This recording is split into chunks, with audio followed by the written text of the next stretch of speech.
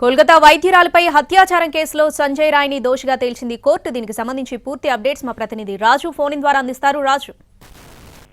రావణి, గత ఏడాది ఆగస్టు నెలలో దేశవ్యాప్తంగా కూడా పెను సంచలనంగా మారినటువంటి అంశం ఆర్జికర్ ఆసుపత్రిలో వైద్యురాలి అత్యాచారం కేసు. అయితే ఈ కేసుకు సంబంధించి దేశవ్యాప్తంగా ఉన్నటువంటి వైద్య సిబ్బంది మాత్రమే కాదు, రాజకీయ సంఘాలు, సామాజిక సంఘాలు సైతం పెద్ద ఎత్తున రోడ్లెక్కి ఆందోళన చేసినటువంటి పరిస్థితి కనిపించింది. మొదట బెంగాల్ పోలీసులు ఈ విషయంలో కేసు నమోదు చేసినా ఆ తర్వాత బెంగాల్ హైకోర్టు ఆదేశాలతో కేసును సిబిఐ టేకప్ చేసింది. సో మొత్తానికి ఆగస్టు 9న గత ఏడాది జరిగినటువంటి కేసుకు సంబంధించి ఈ రోజు కలకత్తా కోర్టు కీలకమైనటువంటి తీర్పు ఇచ్చిందని చెప్పుకోవచ్చు. ప్రధాన నిందితుడిగా సంజయ్ రాయ్ను దోషిగా తేల్చారు. అంతేకాదు అతడికి ఎల్లుండి అంటే సోమవారం రోజున ఎటువంటి శిక్ష ఖరారు చేస్తామనే దాని మీద ప్రత్యేకంగా కోలకత్తాలోని సీల్దా కోర్టు ఆదేశాలు జారీ చేయనుంది. ఇప్పటికే వస్తున్నటువంటి న్యాయ నిపుణుల సమాచారం ప్రకారం అతనికి జీవిత ఖైదు లేదంటే మరణ శిక్ష విధించే అవకాశం ఉందని చెప్పి స్పష్టంగా తెలుస్తుంది. ఓవరాల్ గా కూడా ఆమె ఒంటరిగా తన రూమ్ లో అంటే RG Kar medical college seminar room లో ఒంటరిగా ఉన్నప్పుడు ఆమె పైన ఈ సంజయ్ రౌత్ ఏ విధంగానైతే తను సంజయ్ రాయ్ చేసినటువంటి అత్యాచారం, ఆ తర్వాత జరిగినటువంటి నిరసనలు, ఆసుపత్రిలో కూడా ఆధారాలను మొత్తం మాయం చేసే ప్రయత్నాలు జరిగాయంటూ పెద్ద ఎత్తున ఆరోపణలు వచ్చాయి. దేశవ్యాప్తంగా ఉన్నటువంటి వైద్యులందరికీ మెడికల్ కాలేజీలో సరైనటువంటి భద్రత కల్పించేందుకు సైతం కేంద్రం సుప్రీంకోర్టు ఆదేశాలతో కొన్ని కీలక చర్యలకు కమిటీలను కూడా ఏర్పాటు చేసినటువంటి పరిస్థితి కనిపించింది. సో ఓవరాల్ గా ఏదైతే ఈ విషయంలో సిబిఐ ఎప్పుడైతే ఎంటర్ అయిందో అటు సంజయ్ రాయ్ తో పాటు మిగతా వాళ్ళను కూడా అదుపులోకి తీసుకుంది. అయితే ఓవరాల్ గా ఫైనల్ ఛార్జ్ షీట్ లో సంజయ్ రాయ్ పేరు మాత్రమే కనిపించింది. అతను ఈ ఘాతుకానికి పాల్పడ్డారు, దానికి సంబంధించినటువంటి అన్ని ఆధారాలు తమ వద్ద ఉన్నాయని చెప్పి సిబిఐ ఛార్జ్ షీట్ దాఖలు చేసింది. సో ఫైనల్ గా ఈ రోజు సంజయ్ రాయ్ ను నిందితుడిగా సీల్దా కోర్టు అనౌన్స్ చేయడమే కాకుండా అదే సమయంలో కోర్టుకు తీసుకొచ్చినటువంటి సంజయ్ రాయ్ సైతం తనను కావాలనే ఈ కేసులో ఇరికిచ్చారంటూ తను మాట్లాడే ప్రయత్నం చేశారు.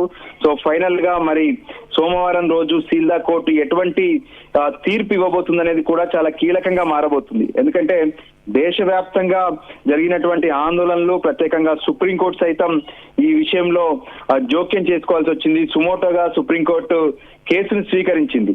సో ఈ నేపథ్యంలోనే సీసీటీవీలో కొన్ని ఎవిడెన్స్ దొరికాయన్నారు. ఆ తర్వాత సాక్షులు వీళ్ళందరూ ఇచ్చినటువంటి ఆధారాలతోనే సంజయ్ రాయ్ పైన కేసు చేసినటువంటి పరిస్థితి కనిపిస్తుంది.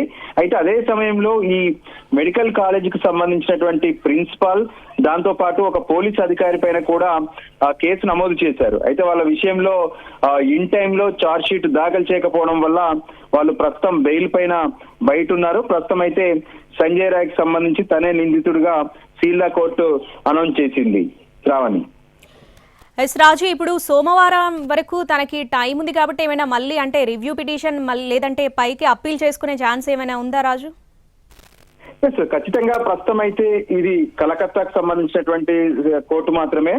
ఆ తర్వాత అంటే సోమవారం రోజు ముందుగా తీర్పు రావాల్సి ఉంటుంది. ఇప్పటికిప్పుడు తను అత్యవసరంగా మరో కోర్టును ఆశ్రయించేదైతే ఉండదు. ఎందుకంటే ఫైనల్ జడ్జిమెంట్ అనేది ఎల్లుండే ఇవ్వబోతున్నారు. సోమవారం రోజున ఇది చాలా కీలకమైనటువంటి జడ్జిమెంట్ కాబోతుందని చెప్పుకోవచ్చు. ఎందుకంటే వైద్యులు అనే వాళ్ళు ఎంత కీలకం దేశంలో, అంతేకాదు వాళ్లకు ఇవ్వాల్సినటువంటి భద్రత, వీటి విషయంలో దేశవ్యాప్తంగా ఒక చర్చ జరిగినటువంటి పరిస్థితి కనిపించింది. అంతేకాదు మెడికల్ కాలేజీల్లో ఉన్నటువంటి సౌలభ్యాలు, ఆ తర్వాత అక్కడ ఉన్నటువంటి ఇబ్బందులను కూడా కేంద్ర ప్రభుత్వం దృష్టికి తీసుకెళ్లాల్సి వచ్చింది.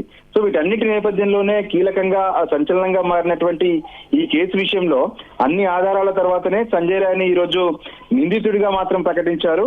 అయితే ఎల్లుండి ఇచ్చేటటువంటి తీర్పు మాత్రం ఖచ్చితంగా ఇది కీలకంగా మారుతుందంటున్నారు. ఎందుకంటే వైద్య సిబ్బందిపై దాడులు చేయడం కానీ లేదంటే వాళ్ళ పైన ఇటువంటి అత్యాచారాలు చేయడం కానీ ఖచ్చితంగా తప్పుగా భావిస్తున్నారు. ఒక వైద్య సిబ్బందే కాదు, ఎవరిపైన ఇటువంటి దాడులు చేసినా తప్పే. సో ఈ నేపథ్యంలోనే ఖచ్చితంగా ఆ శిక్షను ప్రతి ఒక్కరికి అది గుర్తుగా ఉండేలా, ప్రతి ఒక్కరికి కనువిప్పు కలిగించేలా ఉంటుందని ఆలోచిస్తున్నారు. అందులో భాగంగానే ఎటువంటి తీర్పు ఉండబోతుందనే దాని మీద ప్రస్తుతం అయితే మరణ శిక్ష లేదంటే జీవిత ఖైదు అని చెప్తున్నారు. సో ఏది ఇచ్చినా కానీ ఒకవేళ తను మళ్ళీ అప్పీల్ కు వెళ్ళాలనుకుంటే కలకత్తా అంటే బెంగాల్ హైకోర్టుకు వెళ్ళొచ్చు, ఆ తర్వాత సుప్రీంకోర్టు వరకు కూడా తనకు అవకాశాలు ఉంటాయి. మొత్తానికైతే సోమవారం రోజున సీల్దా కోర్టు ఫైనల్ జడ్జిమెంట్ ఇవ్వబోతుంది శ్రావణి.